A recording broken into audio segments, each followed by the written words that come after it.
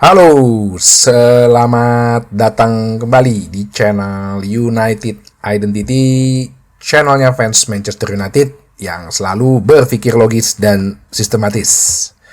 Nah, benerin dulu, mereka selalu salah nih penempatan mic gue. Tadinya gue mau tayang udah ambil materi sih sebetulnya mengenai preview untuk melawan Arsenal. Udah siap mau ditayangin. Tapi tadi pagi habis gue nonton Leicester City lawan West Ham karena debut pertandingannya Ruud van Nistelrooy sebagai manajer yang akhirnya dimenangkan dengan 3-1 ya. Dapat berita dari websitenya Manchester United, dari beberapa media serta juga dari Fabrizio Romano itu yang mengatakan bahwa Luke Shaw mengalami cedera lagi ya, dan tidak ikut dalam tim yang terbang ke London untuk menghadapi Arsenal. Ya, capek sih kayaknya. Sedangkan Luke Shaw ini ternyata gue lihat kontraknya itu baru habis di 2027, masih 3 tahun lagi.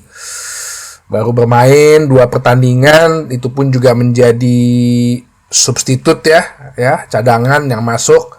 Mungkin 10 menit dia main kayaknya. Cedera lagi.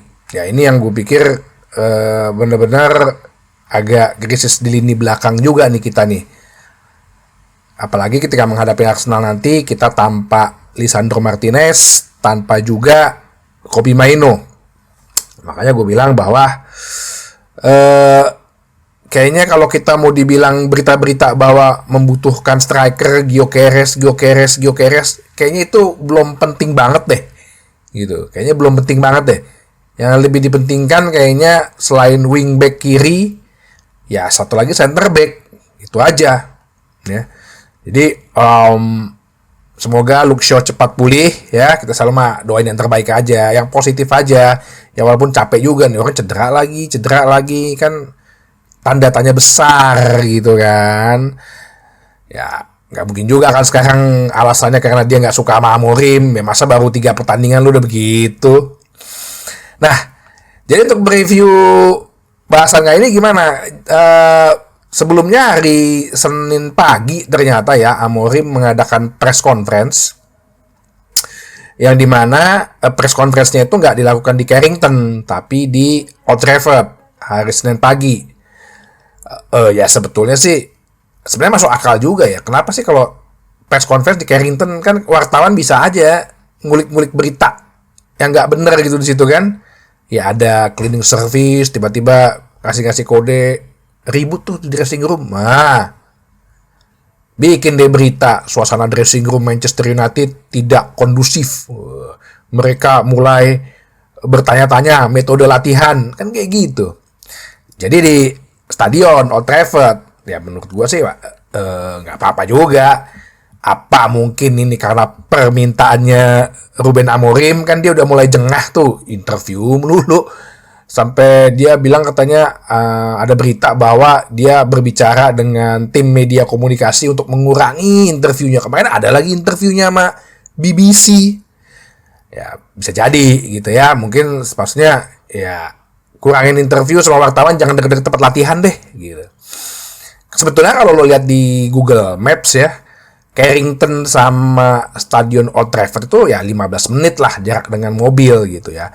Masih satu kabupaten Manchester United lah. Ya, jadi nggak ada halangan sebenarnya. Cuman waktu kemarin ditanyakan oleh wartawan kenapa kok di Carrington, dia bilang karena lagi ada rapat meeting dengan para staff ya. Jadi ini emang ada rapat hari Senin, biasa kan hari Senin tuh Monday meeting untuk membangun koneksi lebih dekat dengan para staff. Oke. Ditanya juga di press conference ini gimana apa yang dibawa oleh Ineos secara positif ya. Dia bilang sih ini sesuatu yang nggak bisa lo beli gitu, bahwa dengan klub sebesar ini ya kita bisa improve khususnya di tim-tim muda dan koneksi terhadap sesama staff klub gitu ya, itu bagus gitu. Nah, gimana buat minggu hari Rabu besok? Nah, dia bilangnya hari Senin ya, dia belum tahu Luke Shaw cedera nih. Dia bilang sih bahwa Lenioro bisa ada dalam squad. Nah, ini pertanda bagus juga. Cuman gue yakin sih kayaknya Lenioro nggak akan langsung diturunkan. Masuk dalam squad ya bisa jadi buat backup lah ya, buat cadangan. Gimana Ruben? Ditanya oleh wartawan lagi mengenai Lenioro. Dia bilang dia special talent, Lenioro. Tapi kita harus berhati-hati di momen-momen seperti ini. Dia memang katanya Lenioro ikut latihan tim utama, tapi terpisah gitu dari grup kecil sendiri ya. Biasanya kalau habis cedera begitu. Dan dia sangat bagus dengan bola, dan dia Amorim sangat excited ya. Tapi kita harus hati-hati ya, dia masih muda kan 18 tahun. Dan kabarnya Lenioro emang ikut terbang ke London. Terus pendapatnya mengenai Arsenal gimana? Ya dia bilang Arsenal best team. Mungkin ya 3 pertandingan ini adalah tim yang terbaik ya. Ya itu yang pasti buat Amorim ya. Ini pertandingan keempat dia. Terus dia bilang bahwa ya dia lagi berusaha manage players ya. Karena kalau lihat pertandingan kemarin menit ke 60-70 aja pada capek gitu kan. Nah ini kan yang harus dia lakukan dengan melakukan rotasi pemain. Terus ditanya mau gimana nih lawan Arsenal? Dia bilang bahwa kita harus berani melawan Arsenal besok. Ya, nggak selalu ngepres terlalu tinggi ya, tapi harus mengerti momen-momennya kapan ya. Yang penting kita harus punya memegang bola ya, ball possession ya, itu kuncinya. Tapi kita juga mau mendominasi, tapi kan kita tahu ya bahwa ya pertandingan lawan Arsenal nggak segampang itu loh bisa main kayak lawan Bodo Glimt 72% gitu. Ini Arsenal gitu. Jadi dia bilang yang penting kita harus berani untuk mengkontrol bola ya walaupun temponya. Nah, ini yang dibilang ritmenya nih. Bisa jadi ya 10 menit 20 menit kita megang bola tapi 10 menit kemudian kita yang ditekan. Ya itu harus ada karena kalau dengan melakukan press higher untuk mengambil bola gitu ya, second ball ya atau merebut bola, pressure itu kan capek gitu. Nah, jadi ini tugasnya Amorim untuk mengatur ritme pemain-pemainnya. Terus Bruno Fernandes gimana? Dia bilang tidak apa-apa, ya kan? Kan gue bilang kemarin pas kita kasih pandangan mata di kompres esnya, nggak apa-apa. Terus ditanya mengenai Mazraoui, dia bilang Mazraoui pemain yang bagus, walaupun di latihan katanya biasa-biasa aja. Tapi dia mengerti permainan ini dan memperlihatkan bahwa dia top player. Nah, ini kan sebetulnya pertandingan yang benar-benar jadi ujiannya Ruben Amorim nih. Apakah pola 3-4-3-nya ini untuk melawan Big Six gitu ya, untuk melawan tim-tim besar di Liga Inggris itu bisa ampuh atau enggak. Ya. Jadi menurut gua ini adalah ujian yang pertama, yang terberatnya untuk Ruben Amorim setelah 3 pertandingan. Bagaimana nih dia bisa menghadapi The Big Six? Apalagi tandang pula melawan Arsenal pula yang mungkin secara 3 tahun belakangan ini sangat konsisten permainannya. Nah,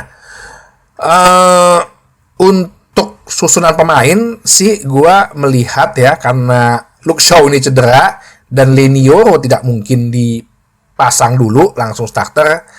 Kiper Andre Onana, back tengahnya De Ligt, back tengah kanannya Mazraoui, ya back tengah kirinya sepertinya sih Harry Maguire ya, dan dia emang kalau di timnas Inggris kan di back tengah kiri kan. 4 pemain tengahnya adalah kirinya ya mau nggak mau Diogo Dalot, kanannya Amad Diallo, tengahnya Casemiro dan Ugarte. Kenapa gue bilang Casemiro Ugarte? Karena tengahnya si Arsenal ini kan dengan Odegaard, Partey dan si Declan Rice ini kan penuh nih ya. Jangan sampai kita kalah di tengah nih. Kalau kemarin Bruno sama Ugarte waktu lawan Bodo Glimt, Bruno terlalu sering agak ke depan gitu sehingga tengah kosong. Kayak gol pertamanya Bodo Glimt, tengah kosong gitu loh. Ugarte sama Eriksen memang kreatif, Tapi dari sisi pertahanan gitu, breaker dia nggak bisa. Tapi kalau dengan Casemiro, mungkin di Casemiro tugasnya agak lebih tenang sebagai nomor 8 gitu loh. Ya, biar si Ugarte yang nomor 6 yang bagian, ya istilahnya bagian sebagai bonsernya lah, sebagai bodyguardnya lah, ya, untuk menjaga area di lini tengah. Nah, untuk tiga depannya, sepertinya Bruno Fernandes, gue sih maunya Mason Mount ya. Cuman kayaknya sih gue lihat si Amorim kayaknya akan lebih pemilih Marcus Rashford ya. Dan di depannya striker yaitu Rasmus Højlund, bukan Zirkzee, karena ya satu biar rotasi, sama untuk pressing kan sebetulnya lebih bagus si Højlund kan. Ya, Pak Højlund dan Fernandes. Nah, ini yang menurut gua formasi yang akan diturunkan. Jadi seperti yang di Amorim bilang, ya, performance dulu yang penting kita lihat. Mungkin ya hasilnya bisa jadi kurang memuaskan para fans gitu nantinya, bisa jadi. Gue juga bilang lu jangan misu-misu juga kalau misalnya susunan pemainnya tidak sesuai dengan keinginan lu. Loh, misalnya Amad Diallo ternyata nggak dipasang. Kok Amad Diallo nggak dipasang sih? Sekali lagi gue ingatkan, ini adalah pre-seasonnya Amorim. Ini Amorim lagi melakukan assessment, seleksi, ya, kita terima aja gitu loh. Ini kan dalam rangka dia pengen menerapkan dulu nih yang penting nih pemain-pemain, semua pemainnya itu dengan polanya dia, ya. Atau mungkin misalnya ternyata bukan Ugarte yang dipasang, nah itu yang menurut gue lu juga harus sadar nih, harus cerna dulu nih ya parameternya, bahwa si Amorim ini masih dalam proses mengassessment pemain-pemainnya. Kalau dari sisi klasemen ya kita sebetulnya ya, gue baru lihat ya, ternyata goal difference kita lebih besar daripada Manchester City loh. Manchester City tuh goal difference-nya 3, kita 4 gitu. Kita di peringkat 9, Arsenal peringkat 2, kita terpaut 4 poin dengan peringkat 4 UCL ya. Dengan Arsenal sendiri terpaut 6 poin. Jadi ya kalau ngomong kemenangan sih gue maunya menang gitu ya. Cuman ya kita juga harus sadar diri bahwa ini lagi mulai pelatih baru, proses assessment, seleksi, timnya juga ya lagi mencoba pola yang baru. Yang penting satu, yang pertama kemarin gue bilang, desire to win-nya, spirit untuk menangnya itu jangan hilang. Itu aja. Spirit untuk menang itu jangan hilang. Jadi ya entah nanti golnya gol jatuh dari langit lah katanya, atau gol dari set pieces lah. Nah, ini yang harus diperhatikan. Untuk skor bisa aja imbang. Tapi kalau dalam hati kecil sih gue maunya menang lah tipis 0-1 gitu, 1-2 gitu ya. Arsenal ini kan nanti pas Piala FA babak pertama kita ketemu dia lagi, tandang juga gitu. Heran Manchester United kok gini-gini susah-susah banget undiannya. Giliran City aja, Salford ya kalau nggak salah atau apa gitu. Oke, semoga nanti bisa reaksi pandangan mata. Sampai ketemu lagi di bahasan berikutnya di channel United Identity, channelnya fans Manchester United yang selalu berpikir logis dan juga sistematis. Terima kasih.